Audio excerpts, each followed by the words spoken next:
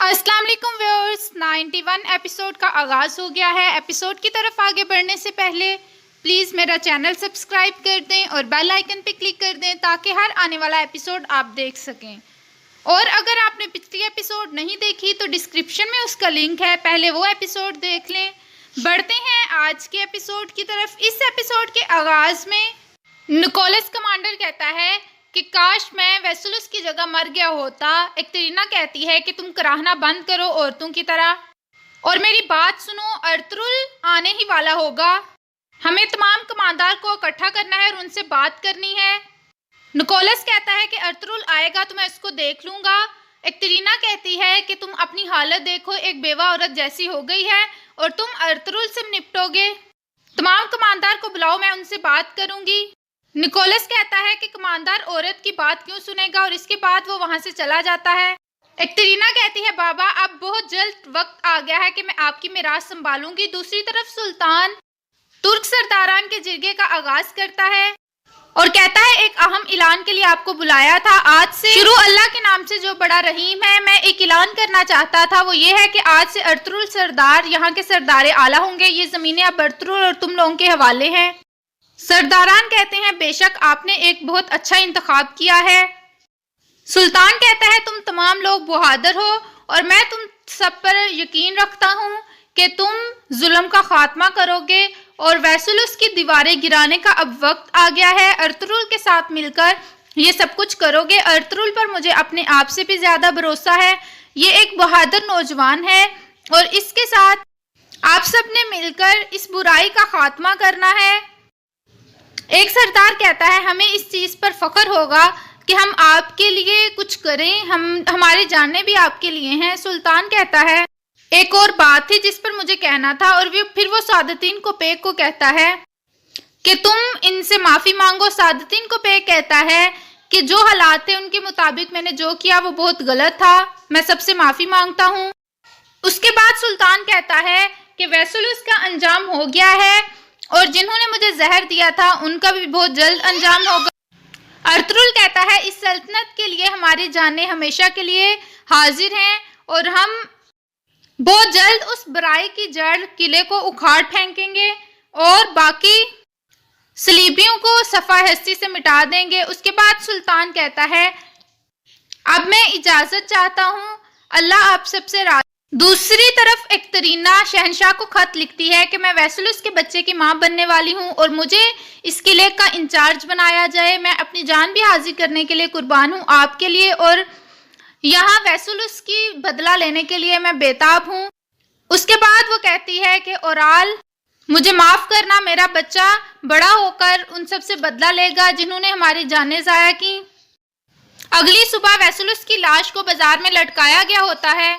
सुल्तान और अर्तुरुल वहां आते हैं। सुल्तान अर्तुरुल को कहता है कि तुम बहुत खुशकिस्मत हो कि एक सरदार होने के नाते तुमने जुल्म का खात्मा किया है। अर्तुरुल कहता है अल्लाह का शुक्र है। उसके बाद सुल्तान कहता है कि आर्तुक साहब को एलची बनाकर भेजो और उनको कहो कि किला खाली कर दें, बेहतर उनके लिए यही होगा, हम मजीद जाने ज़ाया नहीं करना चाहते। अर्तुरुल कहता है मैंने ऐसा ही किया है। दूसरी तरफ वेसुलस की लाश लेने के लिए आदमी आ चुके होते हैं और वो वेसुलस की लाश को वहां से उतारते हैं। उसके बाद किले में कमांडर्स की मीटिंग शुरू होगी होती है। एक्टरीना भी वहां होती है। निकोलस कहता है हम अपने बहादुर कमांडर वेसुलस की मौत और उनसे बदले के लिए आज यहाँ इकट्ठे हुए हैं।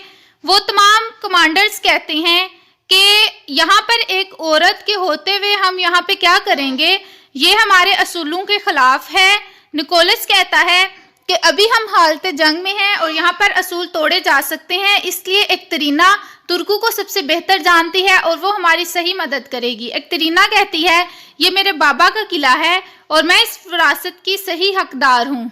कमांडर कहता है हम किसी औरत की क्यों सुने। एक्टरीना कहती है तुम लोगों ने अभी तक क्या इकदामात किए हैं। वो कहते हैं हमने अपनी दीवारें ऊंची की हैं और हमारे सिपाही मारे जाएंगे, हमें खुद ही हमला करना है और उनकी सबसे कमजोर जगह पर हमला करना है। एक सिपाही आता है और वो बताता है कि वेसुलस की लाश आ गई है। दूसरी तरफ काई कबीले का मंजर शुरू होता है। हाइमा खातून अपने मरकजी खेमे में वापस आती हैं। हलीमा खातून उनको खुशामदीद कहती हैं और गले मिलती हैं।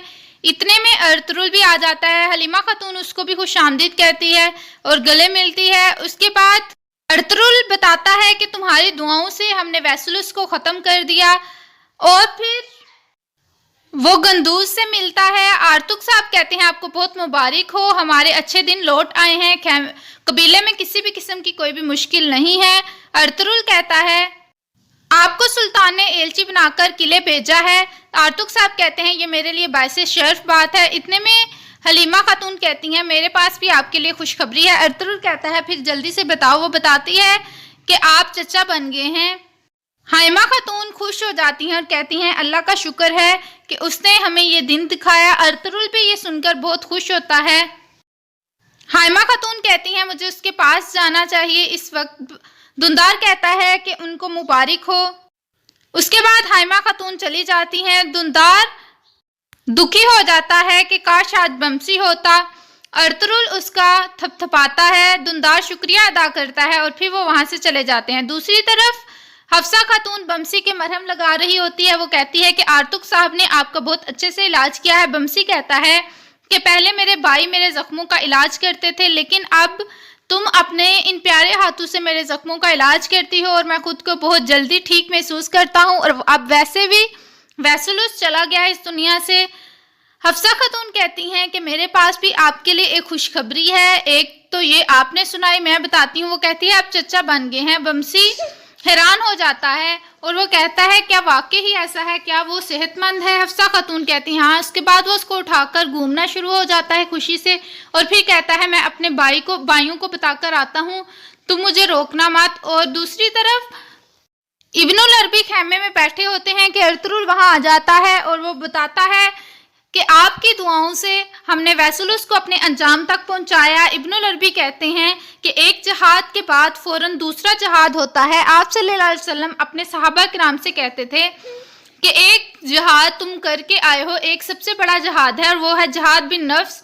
जब हम अपने नफ्स को कंट्रोल करते हैं तो ये सबसे बड़ा जहाद होता है। दूसरी तरफ अब्दुर्रहमान और बाकी सिपाही एक दूसरे की पट्टियाँ कर रहे होते हैं और ज़ख्मों को देख रहे होते हैं कि वहाँ अचानक से बमसी आ जाता है। वो सब हैरान होते हैं कि क्या हुआ। बमसी बताता है कि हम सब चचा बन गए हैं। तमाम सिपाही बहुत खुश होते हैं और खड़े हो जाते हैं। इसके बाद वो एक दूसरे के गले मिलते हैं। बमसी कहता है बहुत सेहतमंद बच्चा पैदा हुआ है। तुर्गुत कहता है अल्लाह का शुक्र है और अब हम ये सब कुछ तुमसे उम्मीद रखते हैं। बमसी कहता है इंशाल्लाह, और इसके बाद तुम्हारी बारी आएगी। इतने में सिपाही बमसी की तरफ देखते हैं। तुर्गुत कहता है ये तुमने क्या लिबास पहना है। बाकी सिपाही भी उसका मजाक उड़ाना शुरू कर देते हैं। बमसी और बाकी सिपाही मजाक में एक दूसरे के पीछे भागना शुरू हो जाते हैं। उसके बाद किले का मंजर शुरू होता है जहां पर वैसुलस की आखिरी रसूमात अदा करने के लिए उसको लाया गया होता है। निकोलस कमांडर और एक्टरीना वहां आते हैं और वो सिपाहियों को बताते हैं कि अपने बहादुर कमांडर का हम बदला लेंगे और उनको नाको चने चबवाएंगे। हम उनका यहाँ इंतज़ार नहीं करेंगे कि वो आएंगे और हम उनको ख़त्म करेंगे। हमें खुद जाना होगा और उन पर हमला करना होगा। दूसरी तरफ असलहान खातून अपने भाई आलियार की कब्र पर आती हैं। साथ उनका सिपाही होता है। असलहान खातून अपने भाई को कहती हैं कि मैं आपके बगैर बहुत कमज़ोर महसूस करती हूँ। आपका बदला ले लिया गया है, काश मेरे दिल को भी इसी तरह चैन आ जाए। दूसरी तरफ काई कबीले का मंजर दोबारा शुरू होता है। तुर्गुत और बमसी अर्तुरुल के मरकजी खेमे में मौजूद होते हैं ताकि वो अर्तुरुल को मुबारक दे सकें। वो अर्तुरुल को मुबारकबाद देते हैं और कहते हैं कि भाई वो वक्त याद करें जब हम पहली दफ़ा इन ज़मीनों पर आए थे और बमसी हमारे साथ था। अर्तुरुल जब वहाँ पर एक पौधा लगाता है उसके जहन में वो दिन आ जाते हैं और बमसी उनके साथ होता है और वो फिर दुहान उनके साथ होता है और वो यहाँ मिलकर दुआ करते हैं। अर्तुरुल को वो सब कुछ याद आना शुरू हो जाता है। बमसी कहता है हम अपने भतीजे को देखना चाहते हैं और जांचना चाहते हैं। इतने में बानो चिचक बच्चे को लेकर वहाँ आती है और वो अर्तुरुल को कहती है कि आपने मेरे दुहान का बदला ले लिया, अल्लाह करे वो तमाम गारत हों। अर्तुरुल कहता है कि बहुत जल्द हम उनको उनके किले के अंदर दफनाएंगे। बानो चिचक कहती है कि ये मैं अपने बच्चे के लिए चाहती हूँ कि उसका नाम आप रखें। उसके बाद वो बच्चा अर्तुरुल को पकड़ाती है ارطغرل اذان دیتا ہے اس کے کانوں میں اور اس کا نام رکھتا ہے دوحان۔ تمام لوگ خوش ہو جاتے ہیں۔ بانو جھجک کہتی ہے کہ آپ نے اس کا وہ نام رکھا ہے جو ہر ایک کے دل میں تھا اور میرے بھی دل میں تھا، آپ کا بہت شکریہ۔ اس کے بعد وہ اپنے بچے کو مخاطب کر کے کہتی ہے کہ تم ارطغرل کے راستے سے کبھی بھی انحراف مت کرنا اور بالکل اپنے بابا جیسا بننا۔ اور پھر وہ دندار کو کہتی ہے کہ اپنے بھتیجے کو اٹھاؤ۔